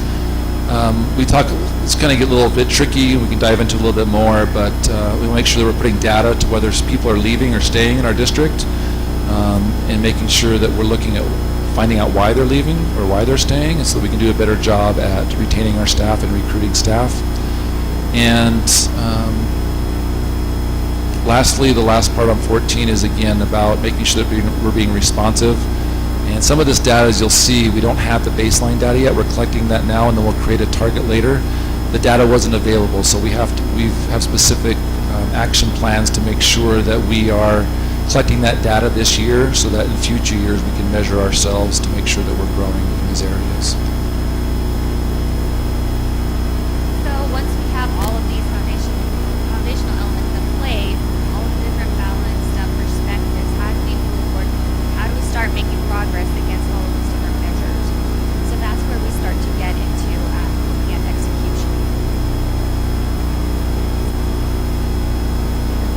strategy work, it requires great execution. So this gets into the how. So this is the tactical part of the plan.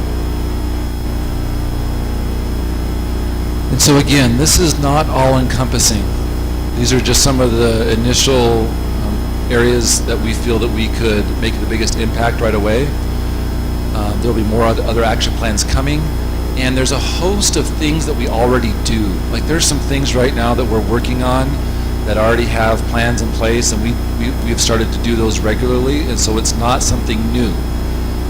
And there's some things that we're doing with, for example, the first one, we feel we could do a better job and continue to increase implementing cultural relevance. I'm getting old because I can't quite see that far. I'm going to scoot up in the middle of the room or look at a document here. I don't have these all memorized. But, cultural relevance. We've started to engage in this, but we know that we could even do a better job at making sure that we're designing and implementing a program and curriculum to make sure that we're valuing cultural diversity and making sure students have relevance in the curriculum, so that when students go to class, they are learning about things, and those things are relevant to where they live, or they're geographically or culturally, and so that learning is more interesting to them, I guess is one way to put it. The other few other ones I want to mention are make sure, again, we talked about career success. Another one I want to touch on is English language development. Making sure that we're doing a better job at making sure our teachers are prepared to work with English language learners, which we have about 33%, Dr. White, close to 33% ELL population in our district. And we found that we don't have a lot of teachers that are trained in teaching English as a second language. So a year or so ago, we started to do some work on developing teachers from within, because they weren't coming to our district with those skills. And so we want to ramp that up and making sure that we have an action plan that we get to the point where all teachers, or as many teachers as possible, that we can get TESOL certified, or teaching English as a second language certified, so that students in the classroom that are ELL, that they're getting the services that they need and the education that they deserve. We talked a little about community outreach and parent-teacher conferences.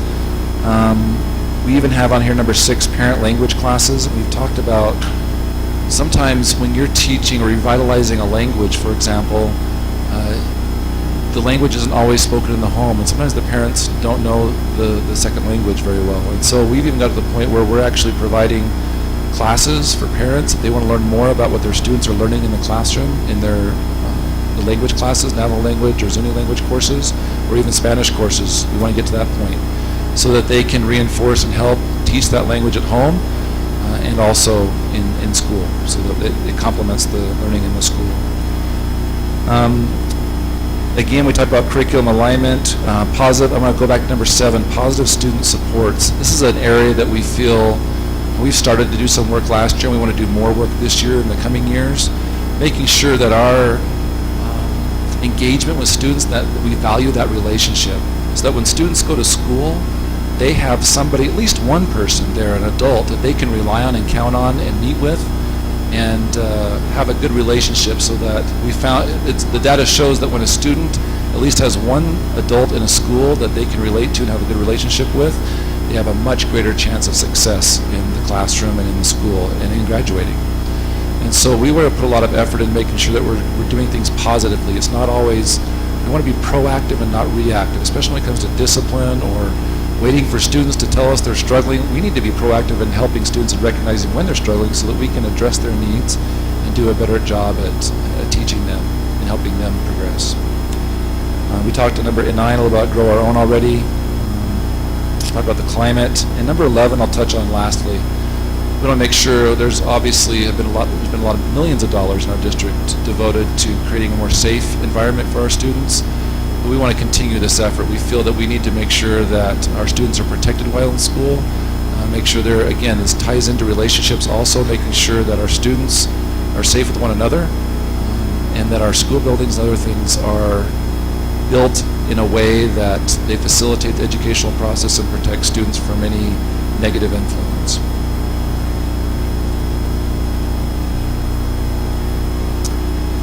So that's a very global review of what we've done for our strategic plan, and I know there's a lot of nitty-gritty and there's a lot of action plans behind this, a lot of documentation that really gets down into the weeds.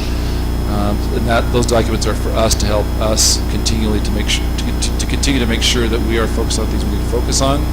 People have specific assignments of what they're going to be doing over the next few years, and again, there will continue to be more action plans and more work on our strategic plan. Again, it's a living document, and we will take any questions or comments from the board. Questions, comments? Mr. Hyatt, yes, thank you. I know all our hundreds of sticky notes and our big post-it papers that we had with all the information on there has generated into these two documents that you provided. But one of the things I'm really concerned about is that I remember talking very distinctively about bilingual education and revitalizing our language and our culture. And I just saw very little glimpses of that. And I know this may not be in detail, but that was one of the areas that I wish that our district really focused on more, because we have heard, and again, we just got done talking about the Yazzie Martinez lawsuit and how we are not servicing our children completely. And one of the areas that continues to be brought up is Indian education. And we have heard multiple complaints about our parents complaining that 2nd through 5th grade, there is no more Navajo language and culture classes being taught at grade level. We encourage, and we've been fighting for more bilingual education into the core classes that our kids can be more connected with. We've been hearing complaints about 30 to 45 minutes of a week is not enough to help with our bilingual education, and to increase the bilingual seal within our children. The other thing that I would like in the whole child realm of the discussion is, no matter how many reports I receive, I still feel there's not enough being done with mental health training, suicide prevention, and the biggest one, bullying. We need to continue to hold those areas in great concern for our children, because we've had a couple of ideations and even a suicide here in our school district. We need psychiatrists in every school so that they can help our children. This is a growing phenomenon that's happening in our children, and having that holistic whole realm of the whole wellness of the whole child, I think we need to continue to emphasize those areas. And I talked many times during our work sessions about these two areas, and I don't really see it emphasized in our strategic plan. And even though we may be feeling the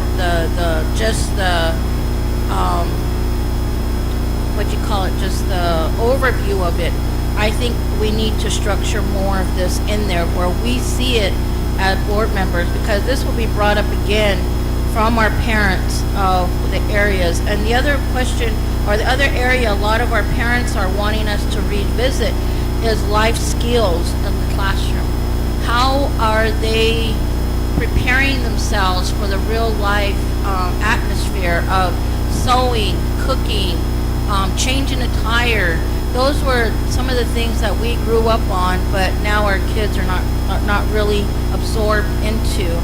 So those are just the comments that I wanted to make today, and we need to infuse that back into the strategic plan and hold our different areas of our educational system into bilingual education more valued in the school district. Thank you. When I look through the plan, and again, you're right, we're looking at a global perspective, and all of these came through collaboration with you. I don't see that we're neglecting that. And some of the things, as I talked about, that we're already doing. For example, let's talk about teachers. We currently can't get enough teachers to fill all the positions that we have, for example, Navajo language and culture classes. So when you're talking about teacher recruitment and retention, we have to have a teacher before we can teach it. We have it set up to teach K through 5, but we are missing. We can't find teachers to teach those courses that can get the certification, in the classroom. And so I would say that we're not neglecting that. Again, we talked about the cultural diversity piece. We also talked about cultural relevancy within the curriculum. We talked about recruitment and retention of teachers, ELL students teaching English as a second language, and bilingual education. As the board knows, we do have some pilots of that happening right now, but we have a difficult time finding teachers that are qualified and capable of doing true immersive bilingual education in the classroom. And so it's not that those are being neglected, it's just that fits into finding the staff so that we can truly implement a program. And some of those things are already happening. And so we know that what we're doing is the right thing to do. We just need to find the people to be able to provide that instruction in the classroom. And so again, I agree in that it may not be as apparent in the document or what we presented today as maybe you would like, but it is there. And there, again, I can show you more details of the things that came out that we are continually doing. The items that we focused on here are things that are new, things that we're doing, some of the items that we're doing with respect to leveraging our resources and our time to growing all students. Any question? I think with all the other things that we have as a scoreboard, stakeholder scoreboard, or the organizational capacity scoreboard, that those are goals and target goals that we have for 2022 that we can mention in there, that we would like an increase or work on an increase in those areas. That way it's documented and we can see that this is a scoreboard, a goal that we have to increase those teachers that we're lacking. And people will actually see that documented, that this is a concern. And we are working towards that by having it as one of our scoreboard. Okay, thank you. Appreciate that. Rashid? Anybody else? It was a lot of work. I thank you guys for this. I know we just did the basic overview, and then you guys rolled with it, and you guys said you guys would implement the more defined areas. And I know this is something that we went to breakout session on, and there was other school districts in the nation that were working on this, and we brought it back. We said, how come we don't have a strategic plan?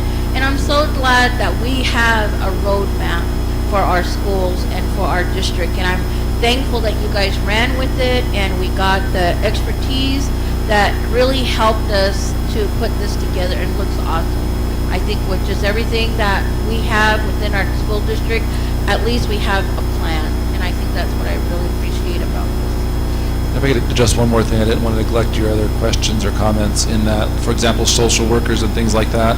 As a part of our lawsuit, the Aussie lawsuit, we need funding before we can go out. I'd love to have a social worker at every single school and a full ancillary staff for speech therapy or psychologists, and then be able to have the appropriate pay to get those people here is a big issue. And so once this legislative session goes through, we look at our at-risk funding and other funding possibilities through different bills. Those would probably develop into other action plans and how are we going to target and get those people here. So that includes, again, novel language and culture teachers, and I would also include in there ancillary staff and social workers. We have a difficult time right now finding counselors and those types of people that provide that the support for the holistic needs of students. And so part of it, there's different reasons for that, and so I believe this lawsuit will help address some of that, and then we'll, again, a living document that can be addressed and adapted to the needs of our students. Rashid? Thank you, Mike. Just to mention one more thing, excuse me, Mr. President, was one of the concerns that I was brought to my attention is there's not enough, and I know we do it. I know we do it because I've seen it. I've attended different events for it. But they're saying we don't discuss that much resources or opportunities, or I guess within our strategic plan also to help our special needs children. And I talked to a few parents, and that was their concern. And I said, yes, we do this, we do have this, and we have these parent trainings, and I just think they weren't kind of channeled to that and knew that we were offering these kind of courses. But I think just I don't know, maybe maybe providing more reports here at the school board meetings or out in the community or on our journey or, wherever. I know I saw it on there, but, just continuing to advocate for special needs children. And for me, because I know the document in and out, it may not be as a parent, the two areas I would say touch on that. One is communication. We know that we have a lot of work to do in that. We've made progress, but have more work to do that would help address that issue. And in addition, when I look at the document, I see the utilization of financial resources. As you know, in the past, we've had some difficulties with special education funding. We have turned the corner on that to make sure that those funds are being utilized sooner in the year to make sure, and before the year even starts, so that students' needs are taken care of. And so I want to reemphasize that this is a global plan. Each individual department, school, will have their own specific 90-day plans where they are utilizing this document to give more action plans within their own department. So these aren't the action plans for, say, special education. Special education will now develop their own internal action plans to meet the direction that the board sets forth. And that's true for all the schools and maybe even classrooms within those schools, but also the departments. And so transportation, and making sure students are in school, make sure they're attending. They'll address some needs that were expressed this evening, to making sure that we're taking care of all the students the best that we can as far as getting into school. So you can see how this doesn't necessarily include everything, because even departments will take those areas and develop their own steps to meet the direction of the strategic plan. I hope that helps a little bit. Thank you, Mike. And Falana? Yeah. Mr. President, I guess I would like to say that, the great thing about this is, like you said, it is a living strategic plan, and it's changeable and as we go along. So that's very important. Thank you. Oh, yeah. Thank you for your presentation. And I know that we will be doing some more tweaking of it once the legislative session has ended and what bills have been passed regarding Martinez, Yazzie Martinez case. And I think there's some issues that, like Priscilla brought up, that those are some of the mandates that came out from the court, and all that needs to somehow be built into this. So our strategic plan will go through further amendments to address those. So thank you, yeah. So what is the pleasure of the board on this?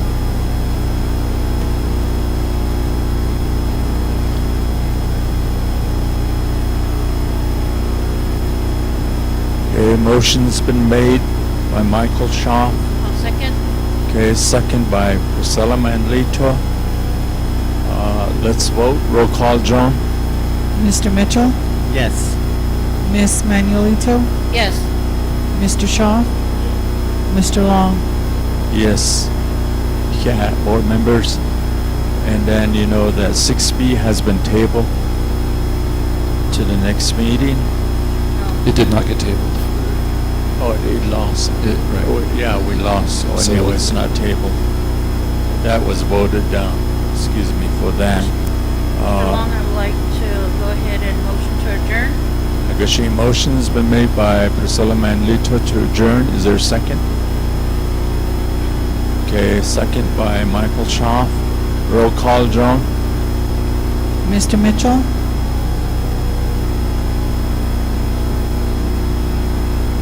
Mr. Mitchell? Yes. Miss Manuelito? Yes. Mr. Shaw? Mr. Long? Yes. 8:06. 8:06, we're adjourned, board members. Yeah, thank you for your help.